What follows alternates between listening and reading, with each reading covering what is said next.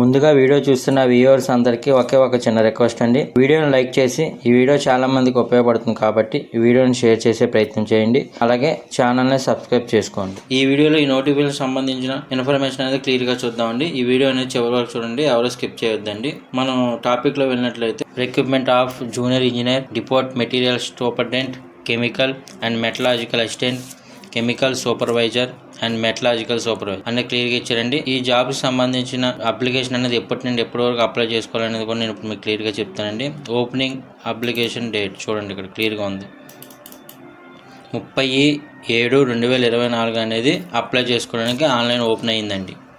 అలాగే payment, application payment fee 29/8/2024 అంటే last date కూడా అప్పుడే అండి. పేమెంట్ చేయడము అలాగే లాస్ట్ అప్లై చేయడం కూడా అది ఒకటే డేట్ అండి. 29/8/2024తో పేమెంట్కి మరియు ఆన్లైన్ అప్లికేషన్ సబ్మిట్ చేయడానికి. అలాగే మీరు అప్లికేషన్ చేసేటప్పుడు ఏమైనా పొరపాట్లు ఏమైనా జరిగి ఉంటే 30/8/2024 నుండి 8/9/2024 వరకు మన కరెక్షన్లు అనేది చేసుకునే అవకాశం ఉందండి. కరెక్షన్కి ఆప్షన్ ఉందండి, మట్టికి మీరు మనసులో పెట్టుకోకండి. అప్లికేషన్ చేసేటప్పుడే జాగ్రత్తగా ప్రతి పిన్ టు పిన్ పాయింట్ చూసుకొని అప్లికేషన్ సబ్మిట్ చేయండి. అలాగే పోస్టుల వివరాలకు వెళ్తే chemical supervisor and మెటలాజికల్ supervisor level 7 ప్రకారం శాలరీ అనేది ఉంటుందండి. 44,900 వరకు ఉంటుంది. ఏజ్ అనేది 18 నుండి 36 సంవత్సరాలు ఉండాలండి. అది కూడా 1/1/2025 18 అనేది ఉండాలండి. గోరఖ్పూర్ డివిజన్లో మాత్రం 17 మాత్రం పోస్టులు ఉన్నాయండి. ఇది గోరఖ్పూర్. ఈ 17 కోసం మీరు అప్లై చేయాలి. Chemical supervisor, research and మెటలాజికల్ supervisor apply చేయాలనుకుంటే గోరఖ్పూర్ డివిజన్కి మీరు అప్లై చేసుకోండి. 17 వేకెన్సీస్ ఉన్నాయి. అలాగే junior engineer, deport material superintendent and chemical మెటలాజికల్ assistant ఈ పోస్టులు లెవెల్ 6 ప్రకారం జీతాలు అనేది ఉంటుందండి. 35,400 నుండి స్టార్ట్ అవుతుందండి. దీనికి కూడా 18 నుండి 30 సంవత్సరాల వరకు అప్లై చేసుకోవచ్చు. వీళ్ళు కూడా 1/1/2025 18 రావాలి. నేను ఏజ్ టాపిక్ వచ్చినప్పుడు నేను ఇంకా క్లారిటీగా అనేది మీకు చెప్తానండి. అలాగే మొత్తం దీంట్లో 7,934 పోస్టులు అనేది ఉన్నాయండి, గమనించగలరు. అలాగే మీకు ఒక ఇంపార్టెంట్ పాయింట్, ప్లస్ పాయింట్ అండి ఇది. మనకి కరోనా సమయంలో చాలామంది ఏజ్ అనేది నష్టపోయారు. దానికి సెంట్రల్ గవర్నమెంట్ 3 సంవత్సరాల రిలాక్సేషన్ అనేది ఇచ్చారండి. ఇది చాలా మంచి పాయింట్ అని చెప్పుకోవచ్చండి. అలాగే మనం కిందకి వెళ్ళినట్టయితే దీనికి మెడికల్ ఫిట్నెస్ టెస్ట్లు అనేది కూడా ఉంటుందండి. ఈ ఎగ్జామినేషన్కి మెడికల్ ఫిట్నెస్ టెస్ట్ ఉంటుంది. ఏజ్ అనేది కూడా ఇక్కడ 1/2018 నుండి 18 ఉండాలని. అలాగే ఇక్కడ నెగిటివ్ మార్కింగ్ అండి, మెయిన్ పాయింట్ చెప్దామని వచ్చానండి. నెగిటివ్ మార్కింగ్ అండి 1/3 వంతు అండి. అంటే 3 తప్పు ఆన్సర్ పెడితే ఒక రైట్ ఆన్సర్ అనేది కట్ అయిపోతుందండి. దయచేసి మీరు ఎగ్జామ్ ఆన్సర్ చేసేటప్పుడు నెగిటివ్ మార్కింగ్ ఉందని మనసులో ఉంచుకొని ఆన్సర్ చేయండి. దయచేసి రాంగ్ ఆన్సర్ని కెలకొద్దు. ఏంటంటే రాంగ్ ఆన్సర్లు ఎక్కువ పెడితే నార్మలైజేషన్లో కూడా ఇబ్బంది అవుతుంది. మీకు వచ్చినవి కరెక్ట్గా పెట్టి వస్తే నార్మలైజేషన్లో మీకు అది ప్లస్ అని అవుతుంది. క్వాలిఫై అవ్వడానికి చాలా వరకు ఛాన్సెస్ ఉంటుంది. రాంగ్ ఆన్సర్ పెట్టి మీరు 1/3 బాగానే ఉంది కదా, 3 తప్పులకు 1 పోద్ది కదా అని చెప్పి మీరు రాంగ్ ఆన్సర్ టచ్ చేస్తే కనుక అది చాలా ఇబ్బంది అవుతుందండి. జాగ్రత్తగా చూసుకొని ఆన్సర్ చేయగలరు. అలాగే వేకెన్సీస్ గురించి ఇక్కడ అన్ని క్లియర్గా ఇచ్చారండి. 7,951 వేకెన్సీస్ అండి. అలాగే మీకు ఇక్కడ కొన్ని మెడికల్ స్టాండర్డ్స్ అనేది అవసరం అండి. ఈ నోటిఫికేషన్ అనేది ఖచ్చితంగా మెడికల్ స్టాండర్డ్స్ అవసరం.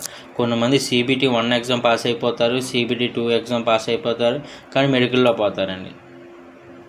అంటే వాళ్ళకి తెలియదు వాళ్ళకి అవి ఉన్నాయని. ముందే ప్రిపేర్ అవుతా ఉండడానికి అసలు ఏం కావాలనేది కూడా వాళ్ళకి కొంతమంది అభ్యర్థులు తెలియకపోవచ్చు. కావున క్లియర్గా ఇక్కడ నోటిఫికేషన్ ఇచ్చారండి. A3 మెడికల్ స్టాండర్డ్ అని, B1 మెడికల్ స్టాండర్డ్ అని, B2 మెడికల్ స్టాండర్డ్ అని, C1 మెడికల్ స్టాండర్డ్ అని అలా ఇచ్చారండి. ఇక్కడ చూడండి క్లారిటీగా విజన్ స్టాండర్డ్స్ కూడా ఇచ్చారు. కావున ఎవరైనా మీకు ఒకసారి చెక్ చేసుకోవాలనుకుంటే ఈ స్క్రీన్ షాట్ తీసుకొని మీ దగ్గరలో ఉన్న ఐ హాస్పిటల్ కానీ వాటికి వెళ్ళి ఒకసారి ఈ విజన్స్లో మీకు క్లారిటీ ఉందో లేదనే చూసుకోండి. ఇంకో విషయం ఏంటంటే కొంతమంది ఉన్న లేజర్ ట్రీట్మెంట్ చేసుకుంటే సరిపోతుందని చెప్పి లేజర్ ట్రీట్మెంట్ చేపిస్తారండి. ఆ లేజర్ ట్రీట్మెంట్ అనేది దీనికి పనిచేయదండి. C1 ఇక్కడ చూడండి క్లియర్గా ఇచ్చిన పాయింట్. A3 పోస్ట్ ఉంది కదా, A3 స్టాండర్డ్ జాబ్కి సంబంధించి మీరు లేజర్ సర్జరీ చేయించుకున్నా అది మట్టికి కన్సిడర్ చేయనని చెప్పేసాడండి క్లియర్గా. దయచేసి ఆ ఒక్కదానికి కాకుండా మిగతాది ఏదన్నా మీరు లేజర్ ట్రీట్మెంట్ అనేది వర్క్ అవుతుందండి. దాన్ని బట్టి కూడా చూడండి. మీరు న్యాచురల్గా ఏమన్నా గ్రోత్ ఏమన్నా ఉంటే దాన్ని ట్రై చేయండి. మన సిటిజన్ ఇండియన్ అందరూ అప్లై చేసుకోవచ్చండి. ఏజ్ లిమిట్ ఇందాక మీకు చెప్పాను కదండి, ఏజ్ టాపిక్ వచ్చాక మీకు క్లారిటీగా చెప్తానని. ఇక్కడ క్లారిటీగా చూడండి, chemical supervisor, research and meteorological supervisor అని ఇక్కడ క్లియర్గా ఉంది చూడండి. వీళ్ళ వయసు 18 నుండి 33 సంవత్సరాలు అండి. యాక్చువల్లీ అయితే కరోనా 3 సంవత్సరాలు రిలాక్సేషన్ ఇచ్చారని చెప్పాను కదండి, అది కూడా కలుపుకొని 18 నుండి 36 సంవత్సరాలు అండి. ఇంకా అయితే పెంచే ఉద్దేశం అయితే ఉండదు, ఇదేనండి. అలాగే జూనియర్ ఇంజనీర్కి, డిపోర్ట్ మెటీరియల్ సూపరింటెండెంట్కి అండ్ కెమికల్ మెటలాజికల్ అసిస్టెంట్కి కూడా 18 నుండి 38 ఉండేదండి. కానీ దీనికి కూడా 3 ఇయర్స్ కరోనా వల్ల 3 సంవత్సరాలు నష్టపోయారని చెప్పి దానికి యాడ్ చేయడం జరిగిందండి. 18 నుండి 36 వరకు చేసుకోవచ్చు. కింద కూడా మళ్ళీ ఇక్కడ ప్రొవైడ్ చేశారు చూడండి, కరోనా వల్ల అని చెప్పి. అలాగే డేట్ ఆఫ్ బర్త్, ఏ టైంలో ఎప్పుడు పుట్టాలి, ఏ సంవత్సరం వాళ్ళు ఎప్పుడు పుట్టాలి, అదే ఏ కేటగిరీ వాళ్ళు ఏ డేట్లో పుట్టున్న వాళ్ళు క్వాలిఫై అవుతారు, ఏ కేటగిరీ వాళ్ళు ఏ డేట్ ఆఫ్ బర్త్ టైంలో పుట్టుండాలి అనేది కూడా ఇక్కడ క్లారిటీగా ఇచ్చారండి. యూఆర్ ఈడబ్ల్యూఎస్ వాళ్ళు అయితే 2/1/1989 నుండి పుట్టిన వాళ్ళు అందరూ ఎలిజిబుల్.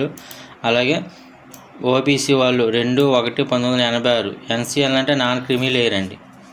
అలాగే ఎస్సీ ఎస్టీ అన్న వాళ్ళు 2/1/1984 నుండి పుట్టిన వాళ్ళు అందరూ. ఇక్కడ ఈ 36 కూడా బార్డర్లో ఉన్న వాళ్ళకి ఇంకో మంచి ఆపర్చునిటీ ఉందండి. అదేంటంటే ఎస్సీ ఎస్టీ వాళ్ళకి అనేది 36కి ఎవరైనా బార్డర్ ఉంటే ఎస్సీ ఎస్టీ వాళ్ళు అనేది 5 ఇయర్స్ అనేది యాడ్ చేసుకోవచ్చండి. అలాగే ఓబీసీ నాన్ క్రిమినల్ లేయర్ వాళ్ళు 3 ఇయర్స్ యాడ్ అవుతాయండి. అలాగే ఎక్స్ సర్వీస్ మ్యాన్లో మళ్ళీ అన్రిజర్వ్డ్ ఈడబ్ల్యూఎస్ వాళ్ళకి 3 years, OBC non criminal 6 years. అలాగా కేటగిరీలో మళ్ళీ కేటగిరీల ప్రకారం ఏజ్ రిలాక్సేషన్ అనేవి ఉన్నాయండి. Person with bench mark disability అంటే పీడబ్ల్యూ వాళ్ళకి కూడా మళ్ళీ సమ్ కేటగిరీని బట్టి వాళ్ళకి ఏజ్ రిలాక్సేషన్ ఉన్నాయండి. ఇక్కడ క్లియర్గా చార్ట్లో ఉంది, ఒకసారి చూడండి. అలాగే మనం కింద స్క్రోల్ చేసినట్లయితే ఫీజు అండి. మెయిన్ ఫీజు విషయానికి వస్తుంటే ఎగ్జామినేషన్ ఫీ ఇదైతే కనుక ఫర్ ఆల్ క్యాండిడేట్స్కి 500 అండి. ఇందులో కూడా రిలాక్సేషన్ ఉందండి, అది కూడా నేను చెప్తాను చూడండి. ఇక్కడ ఫర్ ఆల్ క్యాండిడేట్స్ అంటే అన్రిజర్వ్డ్ కానీ ఓబీసీ కానీ ఈడబ్ల్యూఎస్ క్యాండిడేట్లో మేల్ ఆర్ ఫీమేల్కి 500 ఫీజు అనేది ఉంటుందండి.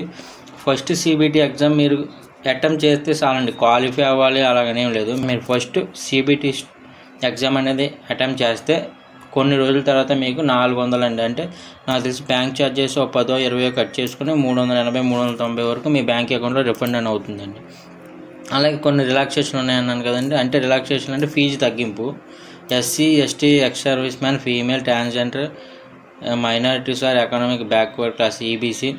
ఇక్కడ చెప్తున్నాడండి, candidates EBC should be not confused with OBC EWS. EBC వేరండి, వీళ్ళకి మాత్రం 250 రూపాయలు మాత్రమే ఫీజు ఉంటుందండి. ఇది కూడా ఫస్ట్ సిబిటి ఎగ్జామ్ అయిన కొన్ని రోజుల తర్వాత వీళ్ళకి 250లో బ్యాంక్ ఛార్జెస్ అనేది తీసుకొని వీళ్ళకి కూడా కొన్ని రోజుల తర్వాత రిఫండ్ అనేది ఇచ్చేస్తారండి. అలాగే పేమెంట్ అనేది ఆన్లైన్ మోడ్, డెబిట్ కార్డ్స్ అన్ని ద్వారా చేయొచ్చండి, గమనించగలరు. అలాగే రిక్రూట్మెంట్ ప్రాసెస్ అండి, ఇక్కడ చూడండి. Stage 1 first computer based stage, 4 స్టేజ్లో మొత్తం అనేది మన ప్రాసెస్ ఉంటుందండి. Stage 1 CBT, second stage computer based test CBT 2, document verification, medical examination. 4 ప్రాసెస్లు ఉంటుంది. ఫస్ట్ సిబిటి అనేది 90 నిమిషాలు ఉంటుందండి ఎగ్జామ్ అనేది. కొన్ని కేటగిరీ క్యాండిడేట్స్ మాత్రం 120 మినిట్స్ ఉంటుందండి. 100 క్వశ్చన్లు ఉంటాయి. అవి ఏంటి, ఏ సిలబస్ నుండి వస్తాయి కూడా ఇక్కడ క్లారిటీగా ఉంది చూడండి.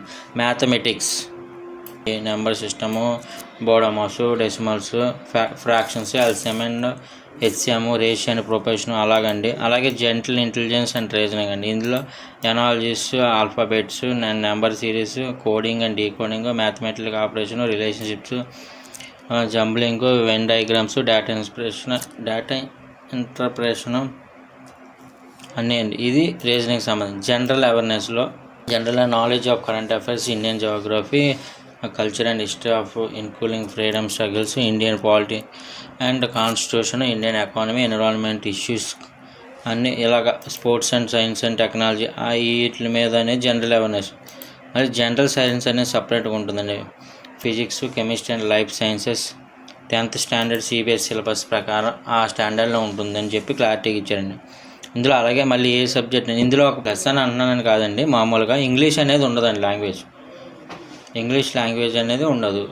Only mathematic, reasoning, general awareness, general science మాత్రం ఉంటుంది. మ్యాథమెటిక్స్ నుండి 30 క్వశ్చన్లు వస్తాయండి. సిబిటి 1లో ఒక్కొక్క క్వశ్చన్కి ఒక్కొక్క మార్క్ అండి, 30 మార్కులు. అలాగే రీజనింగ్ 25 నుండి 25 వస్తాయి. 25 క్వశ్చన్కి 25 మార్కులు. జనరల్ అవేర్నెస్ నుండి 15కి 15 మార్కులు, అలాగే జనరల్ సైన్స్ 30 ప్రశ్నలు వస్తే 30 మార్కులు. మొత్తం టోటల్ 90 నిమిషాలు పూర్తి చేయాలండి. 1/3 80 మార్కులు ఉందండి. అంటే 3 తప్పులకు ఒక రైట్ ఆన్సర్ అనేది కట్ అయిపోతుందండి. దయచేసి చూసుకొని జాగ్రత్తగా అటెంప్ట్ చేయండి. అలాగే ఇందులో క్వాలిఫికేషన్ అనేది మినిమం పర్సంటేజ్ క్వాలిఫై అవ్వడానికి అంటే అన్రిజర్వ్డ్ 40% అంటే 100లో 40. ఈడబ్ల్యూఎస్ కూడా 140, ఓబీసీకి 100కి 30 రావాలండి, ఎస్సీకి 100కి 30 రావాలండి, ఎస్టీకి 100కి 25. ఇలాగ వస్తే మన సెకండ్ మ్యాక్స్ దీనికన్నా కొద్దిగా మెరిట్ వచ్చేలా చూసుకోవాలండి మనం. అప్పుడు ఖచ్చితంగా మనం CBT2 క్వాలిఫై అవుతాం. అలాగే CBT2కి వేస్తే 120 నిమిషాలు ఉంటుందండి ఎగ్జామ్. కొన్ని కేటగిరీ వాళ్ళకి 160 నిమిషాలు అనేది ఎగ్జామ్ ఉంటుందండి. 150 క్వశ్చన్లు ఉంటాయండి. సేమ్ సిలబస్ ఇక్కడికి వచ్చేప్పటికి జనరల్ అవేర్నెస్ అండి, ఇందాక మాట్లాడుకున్నాం. అలాగే physics, chemistry 10th standard CBSE syllabus ప్రకారం ఉంటుంది. బేసిక్స్ ఆఫ్ కంప్యూటర్ అప్లికేషన్ ఇక్కడ యాడ్ అవుతుందండి. CBTలో ఇందాక ఫస్ట్ దాంట్లో లేవండి. CBT2లో basics of computer and applications అంటే కంప్యూటర్ గురించి నాలెడ్జ్ ఖచ్చితంగా ఉండాలి. అలాగే ఎన్విరాన్మెంట్ అండ్ పొల్యూషన్ కంట్రోల్ గురించి కూడా అవగాహన ఉండాలి.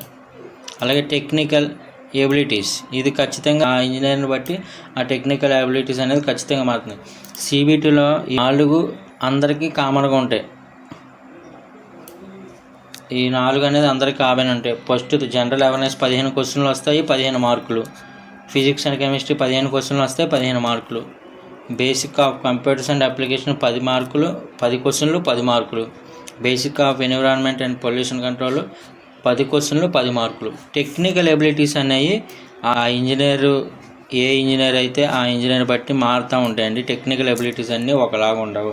100 క్వశ్చన్లకి 100 మార్కులు అండి. టోటల్ 150 మార్క్స్ అండి. 120 నిమిషాలు టైం. సేమ్ ఇందులో కూడా మీరు సేమ్ మీ కింద ఫస్ట్ చెప్పిన స్టేజ్ 1లో ఎలాగ ఉన్నాయి పర్సంటేజ్లు, ఆ పర్సంటేజ్ ఎక్కువ వస్తే మీకు బాగుంటుందండి. ఖచ్చితంగా బార్డర్ అనేది రాకూడదండి. ఎక్కువ శాతం అనే పర్సంటేజ్ మనం తెచ్చుకోవడానికి ప్రయత్నిస్తే మనం స్టేజ్ 2 కూడా క్వాలిఫై, స్టేజ్ 3కి వెళ్తామండి డాక్యుమెంట్ వెరిఫికేషన్కి. గమనించండి. ఇదిగో ఈ మన లాగిన్స్ అండి. సికింద్రాబాద్ RRB సికింద్రాబాద్ DO.gov మన అఫీషియల్ సైట్ అండి ఇది. అలాగా వేరే జోన్స్ వాళ్ళు వేరే ఇక్కడ ప్రొవైడ్ చేశారు. అలా మనం కిందకి వెళ్ళినట్లయితే అలాగే అప్పుడు మీ ఎడ్యుకేషనల్ క్వాలిఫికేషన్ విషయానికి వస్తే ఇక్కడికి చూడండి, chemical supervisor and research and mechanical department అనేది. దీనికి చదివి ఏంటంటే అండి, degree or is equivalent in chemical technology from the recognised university. అంటే డిగ్రీ అంటే బీటెక్ డిగ్రీ అవ్వచ్చండి. బీటెక్ డిగ్రీ దానికి సమానంగా కెమికల్ టెక్నాలజీలో కూడా యూనివర్సిటీలో మీరు అది చేసి ఉంటే దీనికి ఎలిజిబుల్ అండి. అలాగే మెటలాజికల్ సూపర్వైజర్ అండ్ రీసెర్చ్, ఇది మెకానికల్ డిపార్ట్మెంట్కి సంబంధించిందండి. దీనికి కూడా డిగ్రీ ఆర్ ఈక్వలెంట్ మెటలాజికల్ యూనివర్సిటీ, దీనికి బీటెక్ డిగ్రీ అంటే డిగ్రీ ఆర్ దీనికి సమానంగా మెటలాజికల్లో చేసి ఉండాలి. చూడండి మళ్ళీ ఇక్కడ 3వ నెంబర్ దగ్గర నుండి మళ్ళీ 8వ నెంబర్ దాకా BS diploma in mechanical and electrical engineering or a combination of any sub stream of basic streams of mechanical and electrical and engineering from recognised university institute. ఇది దీనికి సంబంధించి చదవండి. 3 సంవత్సరాలు డిప్లొమా చేయాలండి. అలాగే మెకానికల్ ఎలక్ట్రికల్ అనేది కూడా క్లియర్గా ఉందండి. నేను చెప్పడమే కాకుండా మీరు కూడా ఒక నోటిఫికేషన్ మీరు క్లియర్గా చదవండి. నోటిఫికేషన్కి సంబంధించిన లింకు, అప్లై చేయాల్సిన లింకు మన వీడియో కింద నేను ప్రొవైడ్ చేస్తానండి. అక్కడికి వెళ్ళి క్లిక్ చేసి నోటిఫికేషన్ పూర్తిగా చదవండి. అలాగే అప్లై చేసే లింక్ ద్వారా అప్లై చేయండి. ఇక్కడ జూనియర్ ఇంజనీర్ 9వ నెంబర్ చూడండి. 9వ నెంబరు మీకు ఇక్కడ క్లియర్గా కనబడుతుందండి. Junior engineer BS diploma in civil engineering or BSc in civil engineering. అంటే ఇక్కడ డిప్లొమాలో సివిల్ ఇంజనీర్ కానీ BScలో కానీ సివిల్ ఇంజనీర్ కానీ చేసి ఖచ్చితంగా ఉండాలండి. ఈ పోస్టులకి ఎలిజిబుల్ అవుతారు. అదిగోండి 11వ నెంబరు జూనియర్ ఇంజనీర్ కానీ 14వ నెంబర్ వరకు junior engineering works, junior engineer civil works, junior engineer design civil. అలాగా దీనికి సంబంధించిన మినిమం ఎడ్యుకేషన్ క్వాలిఫికేషన్లు ఏంటి అనేది కూడా ఇక్కడ క్లియర్గా ఉన్నాయండి. 3 years diploma, 3 years in mechanical some చదివి ఉండాలండి. అండ్ అలాగే చూడండి ఇక్కడ 11వ నెంబర్ కానీ 12వ ఇక్కడ ఏ పోస్టులకి ఏ ఉన్నాయనేది ఇక్కడ క్లియర్గా నోటిఫికేషన్ అనేది మెన్షన్ చేశారండి. అలాగే నోటిఫికేషన్ అనేది కూడా నేను మీకు మళ్ళీ చెప్పాను కదా ఇందాక, కింద లింక్ ఇస్తానండి, చూసి ఒకసారి మీరు చూడండి. కెమికల్ అండ్ మెటలాజికల్ అసిస్టెంట్కి అయితే కనుక బ్యాచిలర్ డిగ్రీలో science with physics and chemistry minimum 45 marks pass అయిన ఖచ్చితంగా ఆ డిగ్రీ ఉంటే సరిపోతుందండి ఈ ఒక్క పోస్ట్కి మాత్రం. అదే ఆ డిగ్రీ వాళ్ళు ఎవరైనా సైన్స్ డిపార్ట్మెంట్లో ఫిజిక్స్ కెమిస్ట్రీ 45% పాస్ అయ్యి ఉంటే కనుక దీన్ని ఉపయోగించుకొని దీనికి అప్లై చేసుకోండి ఖచ్చితంగా. అలాగే junior engineer, diesel, electrical same వాళ్ళు ఏం చదువులు చదవాలనేది కూడా ఇక్కడ క్లియర్గా మెన్షన్ చేశారండి, చూడండి. ఓకేనండి, ఇదండి ఫుల్ నోటిఫికేషన్ వివరాలు. దయచేసి మీరు ఇంకా ఎవరైనా అప్లై చేసుకోకపోతే ఇప్పటి నుండి అప్లై చేసుకోండి. టైం ఉంది లాస్ట్లో చూస్తే కనుక సర్వర్లు అనేవి చాలా బిజీగా ఉంటాయండి. ఇంకా ఎవరైనా ప్రిపరేషన్ మొదలు పెట్టకపోతే ఇప్పటి నుండే ప్రిపరేషన్ అనేది మొదలు పెట్టండి. జాబ్ సాధించడానికి ఎక్కువ అవకాశాలు ఉంటాయండి. థ్యాంక్ యూ అండి, అందరికీ ఆల్ ది బెస్ట్.